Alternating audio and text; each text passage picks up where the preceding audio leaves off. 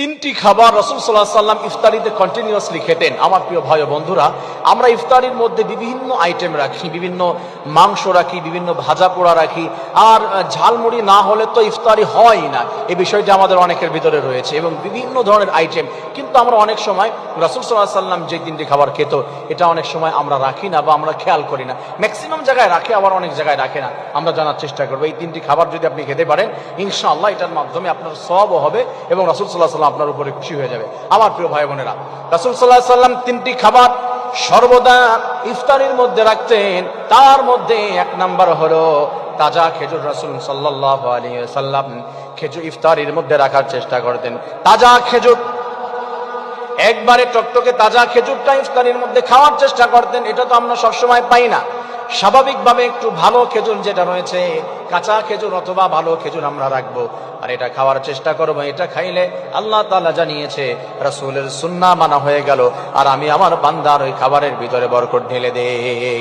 আমার প্রিয় ভাই বোনেরা, দুই নম্বর, রাসূল সাল্লাল্লাহু আলাইহি ওয়াসাল্লাম ইফতারির মধ্যে যে খাবারগুলি রাখতেন সেইটার ভিতরে আরেকটি হলো শুকনা খেজুর। আমরা অনেক সময় শুকনা খেজুর খাই না, একটু ভিজিয়ে রাখতে পারি এটা যেন একটু সফট হয়ে যায়। আবার যদি আমরা পারি ওই অবস্থায় খেতে, আমরা ওইটা খাওয়ার চেষ্টা করব। শুকনা খেজুর যদি ইফতারির মধ্যে খেতে পারি তাহলে রাসূলের সুন্নাহ মানা হয়ে যাবে, আল্লাহ তার মধ্যে বরকত দান করে দিবেন, সুবহানাল্লাহ। তিন নাম্বার, থার্ড যেটা রয়েছে সেটা হচ্ছে পানি। আমরা কিন্তু পানি রাখি। প্রিয় ভাইয়েরা, মনে রাখবেন, যদি আমরা ম্যাক্সিমাম সময় হচ্ছে শরবত রাখি, শরবতটা কিন্তু মেডিকেল সায়েন্স জানিয়ে দিয়েছে যে শরবত যে চিনি দিয়ে সারাদিন না খাওয়া শরীরের মধ্যে যখন আমরা ঠান্ডা পানির সঙ্গে যে কোনো ধরনের ট্যাং দেই অথবা হচ্ছে রুয়াবজা দেই, যেটাই দিই না কেন, আমরা ঢক ঢক করে মেরে দিই, এটার ভিতরে হাজার হাজার অপকারিতা ক্ষতি রয়েছে।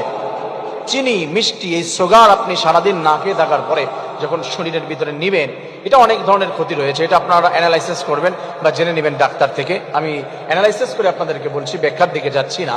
তো এটার ভিতরে ক্ষতি রয়েছে। আমরা স্বাভাবিকভাবে আমরা একটু পানি খাওয়ার চেষ্টা করবো। নর্মালি যে পানি রয়েছে এই পানি খাবো আমরা, যে শরবত না। শরবত যদি আপনি খান সেটা আপনার পার্সোনাল ম্যাটার, বাট আমি বলছি ওইটার ভিতরে ক্ষতি রয়েছে। আপনি এটা ভেবে দেখবেন, অ্যানালাইসিস করে দেখবেন। স্বাভাবিক যে পানি রয়েছে, জেনারেল যেই ওয়াটার রয়েছে, মিনারেল যে ওয়াটার রয়েছে, এটা আমরা যদি খাই তাহলে আমাদের অনেক উপকারিতা রয়েছে, এটাতে আমাদের কোনো ক্ষতি হবে না। আমার প্রিয় ভাই ও বন্ধুরা, আমরা রাসূল সাল্লাল্লাহু আলাইহি সাল্লামের এই তিনটি খাবার ইফতারির ভিতরে, ইফতারিতে আমরা হাজার হাজার টাকার ইফতারির বাজেট রাখি অনেক সময় অনুষ্ঠানে, ব্যক্তিগত খাবারের মধ্যেও, কিন্তু তার মধ্যে আমরা এই তিনটি খাবার রাখতে কখনো ভুলবো না। আল্লাহ তাআলা আমাদের সবাইকে এই তিনটি খাবার ইফতারিতে রাখার তৌফিক দান করেন, রাসূলের সুন্নাহগুলি মানার তৌফিক দান করেন। রোজার ভিতরে আমাদের সবাইকে আল্লাহ তাআলা